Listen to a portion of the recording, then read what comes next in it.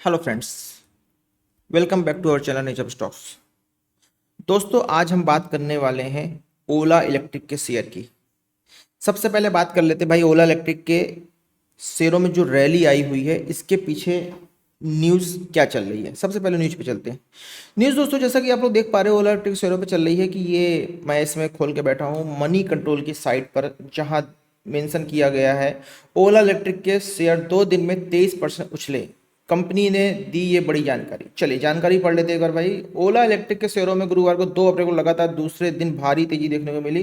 Company का share BSE पर करीब 8.7% की बढ़त के साथ 28 रुपये 19 पैसे के स्तर पर कारोबार करते नजर आए।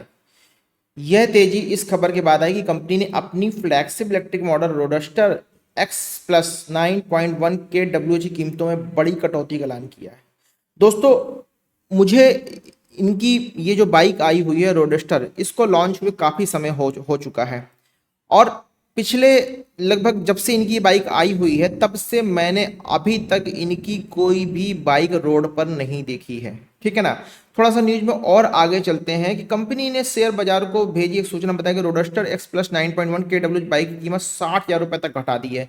भाई, जिस बाइक को ये लोग 1,90,000 रुपए की कीमत पर बेच रहे थे, उस बाइक की कीमत इन्होंने लगभग 30% तक कम कर दी है। 30% तक कम कर दी। भाई, ये 30% की कटौती क्यों की गई है? ऐसा क्या हो गया है? क्या व्हीकल्स के पार्ट सस्ते हो गए हैं कि भाई लिथियम का जो बैटरीज होती हैं, बैटरीज, ठीक है ना, बैटरीज की वैल्यू कम हो गई? ऐसा कुछ भी नहीं हुआ है। मतलब जो चीज इन्होंने अब इनकी रोड पे दिख नहीं रही है, जो चीज इनकी मार्केट में बिक नहीं रही है, उसकी इन्होंने वैल्यू कम किया और जिसकी वजह से इनकी मार्केट बनी हुई थी ओला इलेक्ट्रिक स्कूटर की वजह से। ठीक है ना, ओला इलेक्ट्रिक स्कूटर की वजह से इनकी मार्केट बनी हुई थी, उसके बारे में कोई भी न्यूज नहीं है। दोस्तों, ये आप देख पा रहे हो, ये सिर्फ और सिर्फ ओला इलेक्ट्रिक के जो फाउंडर है, ये सिर्फ और सिर्फ इन्वेस्टर्स के पैसे का मैनिपुलेशन कर रहे हैं और कुछ नहीं कर रहे हैं। सिर्फ और सिर्फ ये बयानबाजी करके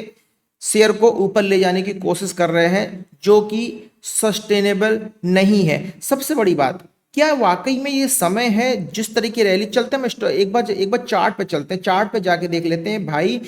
इस न्यूज से जो ये 23% का जंप आया है, क्या ये जंप वैलिड है? क्या इसका भाई वैलिड तब होता अगर ये इस ओला इलेक्ट्रिक के जो स्कूटर्स बिक रहे हैं पिछले 10 सालों से, जितने समय से भी ये लॉन्च हुए हैं, हम सड़क पे इनको देख रहे हैं। ठीक है ना। इन पे इन्होंने कोई कटौती की? कोई कटौती नहीं की। क्या कोई सर्विसेज बढ़ा दी है? नहीं। इनके जो शोरूम्स है वो ऑलरेडी जो खुल चुके थे जगह जगह पे, वो बंद हो चुके हैं। उनका कहना है कि हम भाई सारी चीज़ों को डिजिटल लेके जा रहे हैं, ऑनलाइन लेके जा रहे हैं, आपको घर पे डिलीवरी मिलेगी, सर्विस घर पे होगी। भाई, मैं खुद ओला इलेक्ट्रिक स्कूटर का एक्सपीरियंस बायर हूँ और मैंने जिस तरीके से इस स्कूटर के साथ सफ़र किया है भाई, कसम से मैं हर बंदे को कहता हूं कि उसको ओला इलेक्ट्रिक तो भूलकर भी मत खरीदो। ठीक है ना। अब बात कर लेते हैं भाई शेयर की। क्या शेयर में ऐसा कुछ, इस स्टॉक में ऐसा कुछ दिख रहा है? देखिए दोस्तों, मैं इस स्टॉक को वनडे के टाइम फ्रेम पे लेके चलता हूं और वनडे के टाइम फ्रेम पे ले जाके मैं आपको क्या दिखाना चाहता हूं? मैं ये दिखाना चाहता हूं कि भाई ये स्टॉक जो है, जब इसकी मार्केट में ओपनिंग हुई थी, लगभग 9 अगस्त के दिन जब ओपनिंग हुई थी, उस दिन से ये स्टॉक ने अच्छी खासी रैली दी। इन्वेस्टर का अच्छा खासा पैसा ट्रैप किया था 107% का, लगभग 6 से 7 दिन में। और उसके बाद भाई जो इसमें बिकवाली आई है, वो बिकवाली आज के 157 रुपए के, 157 रुपए 41 पैसे के हाई लगाने के बाद ये शेयर जा चुका है। लो जो इसने लगा दिया है, कितना भाई इसने लो लगा दिया है? 22 रुपए 51 पैसे का। भाई, इतना बड़ा फॉल आया है इस स्टॉक में। तो क्या भाई आपको लगता है इस स्टॉक में यहां पर कोई दम है? चलिए मैं आपको दिखा देता हूं। आप अगर इस 23% की रैली को लेके बहुत ज्यादा सीरियस हो रहे हैं तो आपको फिर बता देता हूं, ये 2 दिन की रैली देखने का, खुश होने का कोई मतलब नहीं है। क्यों? यहां पर आप लोग देख पा रहे हो दोस्तों, 24% की रैली आई हुई है क्योंकि प्राइस बहुत बॉटम पे जा चुका है। लोग छोटे अमाउंट के शेयर खरीदना बहुत पसंद करते हैं, बट ऐसा नहीं होना चाहिए। ये जो रैली आई थी लास्ट टाइम भी, ये रैली है कि पुल बैक है, नहीं पता लोगों को। तो मैं सबसे बोलूंगा भाई, इन्वेस्टर सावधान हो जाएं, इस शेयर पे बिल्कुल भी ट्रस्ट ना करें, बिल्कुल भी ना कूदें। ठीक है ना। चलिए यहां से बात कर लेते हैं इस शेयर में। देखिए इसी जगह पर जब ये प्राइस लगभग ये आपका दिसंबर जनवरी के आसपास का था, उस समय भी इस प्राइस में 27-28% की रैली आई हुई थी, और उस रैली को देने के बाद बहुत कुछ लोग हो सकता है ट्रैप भी हुए हों। यहां पर देखिए दोस्तों कितना बड़ा फॉल आया, लगभग 51% का फॉल आया। फिर लेके चलता हूं इसी जगह पर 20 EMA के चार्ट पर ही मैं आपको लेकर चलता हूं। यहां भी 2 दिन की रैली आई थी जिसमें 10% स्टॉक जम कर गया था, और उसके बाद ये स्टॉक आ गया 10% जम करके 40-42% आ गया। मतलब गुड़ दिखा के ईंटा मारने वाला काम इन लोगों ने कर दिया, ठीक है ना।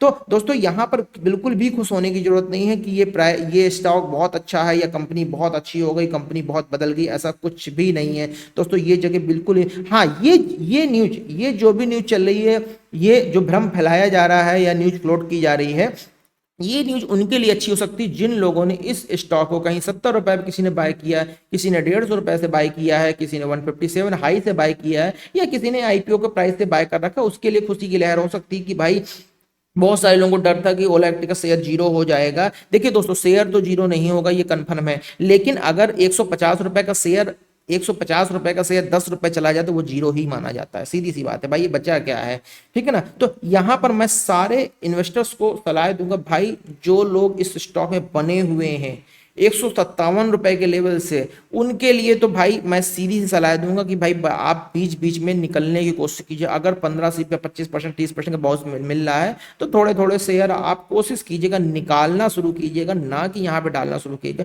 क्योंकि अभी मुझे नहीं लगता है कि भावेश अग्रवाल इस कंपनी में आप कुछ कर सकते हैं। हाँ, कोई कोई नई कंपनी, ठीक है ना, कोई और कंपनी इसको एक्वायर कर ले जिसकी मार्केट वैल्यू अपनी खुद की हो, तो एक इस शेयर में वैल्यू आ सकती है। बट अभी भावेश अग्रवाल के हाथ में तो कतई ऐसा कुछ नहीं है कि भाई इस स्टॉक को या इस कंपनी को वो कहीं लेके जाने वाले हैं। वो सिर्फ और सिर्फ इन्वेस्टर्स के पैसों का मैनिपुलेशन कर रहे हैं, और कुछ नहीं हो रहा है इस स्टॉक में। अब मैं बता देता हूं भाई इस स्टॉक को आप कब खरीदना किस जगह पे आपको खरीदना चाहिए, क्या सही जगह हो सकती है इस स्टॉक को बाय करने के लिए। दोस्तों यहां पर आप लोग देख पा रहे हो, मैं आपको दिखा देता हूं कि ये रैली सस्टेनेबल है कि नहीं है, जब तक ये इसके ऊपर नहीं निकलेगी।